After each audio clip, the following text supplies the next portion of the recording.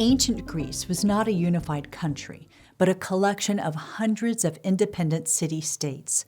While there were some similarities in language and religion, each city-state, or polis, developed its own legal and political system. As you've probably realized, politics stems from the word polis. Around 620 BCE, the Athenian legislator Draco developed a written code of laws for the city known as the Draconian Code. These laws were notable for their strictness and heavy-handed punishments, which gave us the modern meaning of the word draconic. Over time, the laws were relaxed and the framework for a new system of government was first introduced in 594 BCE. Athenians were organized into subdivisions, demes, trities, and phylae or tribes. The smallest unit was the deme, roughly the equivalent of a village or suburb. The numbers varied over time, but in Cleisthenes' day, there were 159. Demes were organized into 30 trities. Triti quite literally means third. 3 trities, one coastal, one inland, and one urban, combined to form a tribe, the largest subdivision of Athenian citizens. Democracy was born in ancient Athens. There were 2 legislative bodies, the ecclesia, open to all citizens, and the boule. The boule had 500 members, 50 drawn from each tribe. Every male Athenian could reasonably expect to sit on the boule during his lifetime. Most public offices were determined by lottery and held briefly, some as short as a day. Only the most important positions, leading the army or overseeing the treasury, were determined by election. Under this system, every citizen would have at least some say in the city's decision-making. The Athenian system was certainly not free of corruption, but created a strong sense of community that proved to be durable and guarded against one person assuming power. Sparta's government differed but shared the Athenian desire to avoid one person holding power. Sparta was ruled by 2 kings drawn from the prominent houses of the Aegead and Eurypontid. The Aegead kings were considered the senior of the 2. In times of war, one king would lead the army, while the other would remain behind in Sparta. The king was to be the first man to leave on the campaign and the last to return. The kings shared power with the ephors, a council of 5 magistrates elected annually to act on behalf of the city. The Gerousia was a council of Spartan elders over the age of 60 who served lifetime appointments. They were something of a Spartan Supreme Court, with the power to bring any citizen, including kings, to trial. The Spartan equivalent of the ecclesia was the apella, an assembly open to all Spartan males over the age of 30. Spartan custom held that a person did not reach adulthood and therefore citizenship until the age of 30. The apella met around once a month and approved or rejected measures put before it by shouting, a practice other polis thought rather crude, but the Spartans had their own way of doing things and cared little for outsiders. Today, the term Spartan refers to an indifference towards comfort or luxury, stemming from the disdain Spartans felt towards luxuries. The Spartan disdain for luxury extended to language. The height of Spartan wit was the laconic phrase, a clever, concise remark to deflate a verbose opponent or display defiance. The term comes from the Laconian region in which Sparta was situated. At age 7, a boy entered the Agogi, a brutal training regime intended to produce exceptionally disciplined soldiers. One of the main tenets of Spartan law was to never run from battle or break rank no matter the odds.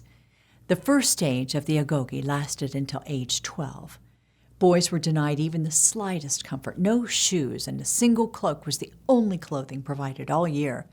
They were underfed to the point of starvation to develop the ability to operate in a state of severe malnutrition and to encourage the boys to steal. Shame and punishment befell the boy who was caught. The second stage saw the cadet move into a barracks under the mentorship of an older citizen to continue his training. A Spartan was finally eligible for military service at the age of 20, but continued to live in the barracks until he turned 30. In dress, there was little to distinguish a rich or poor Spartan. A fit physique was more impressive in Spartan eyes than fancy clothes. Spartans grew beards and wore their hair long. This was considered a sign of status, for it demonstrated a life free of manual labor. In the pursuit of military excellence, there was no time to toil the fields. That was left to the underclass of slaves, the helots. The helots were probably the descendants of peoples conquered by the Spartans, though their exact origins are unknown. Helots were routinely subjected to abuse and could be killed without repercussion under some circumstances. Every autumn, the ephors of Sparta issued a declaration of war against the helots, giving members of the Cryptia, a sort of secret police, free hand to prevent the helots from revolting. Between the citizens and the helots were the Perioikoi, free people who lived in the areas surrounded by Sparta. They manufactured weapons and provided soldiers for the Spartan army. They were also permitted to engage in trade and other economic activities the Spartans considered beneath them. The citizens of Sparta represented a minority of the population, so any significant losses endured in battle or through natural disasters, like the earthquake of 465 BCE, would be extremely difficult to replace. As the city was dependent on maintaining a steady birth rate, incentives were offered to encourage procreation, and Spartan women enjoyed much greater status than in other states. Spartan women were expected to be fit and healthy in order to bear strong children. Spartan women trained in dance, gymnastics, and competed in athletic competitions. They typically wore their hair short and did not wear makeup. Unlike other polis, Spartan women were educated and could inherit land. They were infamous among Greeks for their natural beauty, biting wit, and outspoken nature. Athenian women did not enjoy the same freedoms, but did have the Themophoria to look forward to. This was an annual religious festival held over 3 days to honor Demeter, the goddess of fertility. Men were strictly forbidden from taking part, and the rites were kept secret. All city businesses closed down, and the men were left to wonder just what the women were up to beyond the city walls. Religion was a focal point of life in ancient Greece. Many festivals were held throughout the year. Ritual sacrifices of animals may have occurred as often as once every 3 days in Athens. The Spartans took religion very seriously and would not march out to war if the omens were poor. Athletic games occurred at the larger events, and competitors from across Greece gathered to win glory for their polis. The Olympian Games, the ancient precursor to the modern Olympic Games, were one of 4 events held in ancient Greece.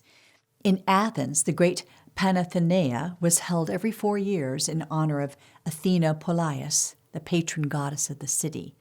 Athletes competed not just for medals, but for jars of olive oil. There were also competitions in dance, music, and poetry recitation, which were open to all comers. Team sports took place, but only Athenians could compete. Each tribe entered a team for prizes of money and oxen. The games culminated in a procession to the Acropolis, the temple complex of Athens, and the mass ritual sacrifice of animals, followed by a feast. The Greeks left their mark on the world in other ways. Athens was the intellectual center of the ancient world even after the city's decline. Ancient Athens was home to some of history's most acclaimed philosophers. Socrates and his students Plato and Xenophon were natives of Athens, while Aristotle traveled to the city as a young man to study at Plato's academy. Their work inspired generations of scholars from the Renaissance to the present day. Athenian-Spartan relations were complex. Though rivals, they sometimes allied against a common enemy. In 499 BCE, the Athenians provided support to the Ionian revolt against Persian rule. After the rebellion was crushed, the Persian ruler Darius vowed to punish Athens. According to one source, Darius instructed a servant to remind him of the Athenians at every meal. By 490 BCE, the Persians were just a few miles outside of Athens at the town of Marathon. The Athenian army defeated the numerically superior but lightly armored Persian force. Like other polis, the Athenian soldiers fought in a phalanx, a tight formation of overlapping shields to which the Persians simply had no answer. Some sources say a runner was dispatched to bring news of victory to Athens 26 miles away. There is some debate as to whether this run ever took place, but the long-distance race we know today bears the name of the battle nonetheless.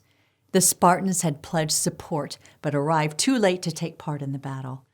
After a tour of the field, they returned home, disappointed to have missed the glory. In 480, a second invasion, headed by Darius' son Xerxes, crossed the Hellespont, the narrow strait which separates continental Europe from Asia Minor. The Athenian-Spartan alliance held. The former commanded the war effort at sea, while the latter oversaw the land campaign. The Spartan-led Greek army chose a narrow pass at Thermopylae to hold off the much larger Persian army. The Battle of Thermopylae is one of history's most famous last stands. After holding the Persians at bay for 2 days, a local led the Persians around the back of the Greek position. To buy time for the rest of the army to escape, the 300 Spartans and their king Leonidas remained behind to face certain death. It's often forgotten that the Thespians and the Thebians also chose to stay behind. The rear guard was annihilated in a desperate fight to the death, but their sacrifice allowed the majority of the Greek army to escape and fight another day. Athens was evacuated ahead of the Persian advance, and the city was burned. The tide turned with a naval victory at the Battle of Salamis. The Athenian general Themistocles oversaw a decisive victory over the Persian fleet. This effectively cut the Persian supply line and allowed Greeks to regroup. The Persian expedition was driven out of Greece in August 479 BCE, with Greek victories at Plataea and Mycale. The alliance dissolved in the aftermath of the victory. Athens formed the Delian League, while the Spartans led the Peloponnesian League. The Delian League was formed to fund a navy to resist any future Persian invasions. The other members were essentially subjects of Athens. The period between the end of the Second Persian invasion and the Peloponnesian War is considered the golden age of Athens. Athens thrived under the leadership of Pericles. The Acropolis was rebuilt, and construction began on its most famous temple, the Parthenon, in 447 BCE. A prosperous trading empire was established in the Aegean Sea, bringing great wealth into the city's coffers. It was a period in which outsiders flocked to the city to seek their fortune. The influx of free non-citizens of Athens, metics, prompted stricter citizenship laws. Only a child born of 2 Athenian citizens could be a citizen.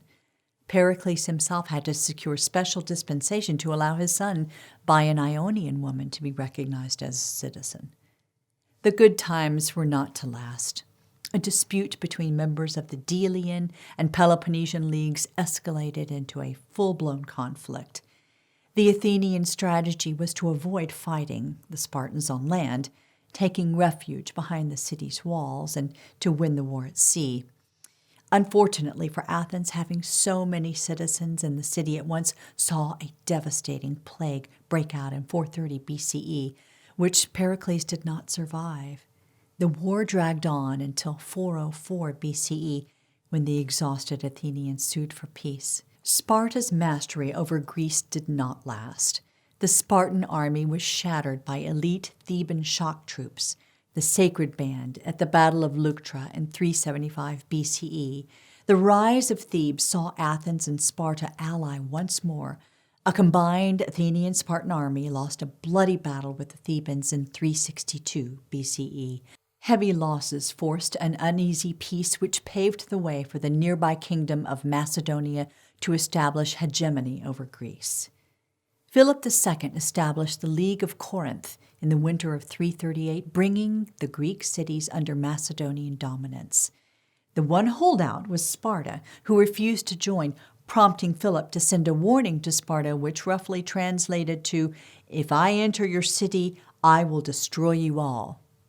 The Spartans offered a characteristically laconic reply of a single word, "if." This act of defiance by a city long past its prime apparently had the desired effect, for neither Philip nor Alexander the Great bothered to conquer Sparta. In later antiquity, Athens and Sparta fell further from prominence, and Macedonian dominance gave way to centuries of Roman rule. Neither city established a lasting empire, but both left behind an enduring legacy which continues to fascinate scholars to the present day. Okay, now that we've covered everything, let's go over a few questions. What was the smallest political unit in ancient Athens? Was it A, deme, B, triti, C, phyle, or D, gerousia? The correct answer is A. Demes were organized into trities, which were combined to form tribes. What was the Spartan General Assembly called? A, ecclesia, B, gerousia, C, apella, or D, crypteia? The correct answer is C, apella. What was the name of the alliance formed by Athens after the Second Persian invasion of Greece? Was it A, Peloponnesian League, B, Delian League, C, League of Corinth, or D, none of these? The correct answer is B. That's all for this review. Thanks for watching, and happy studying.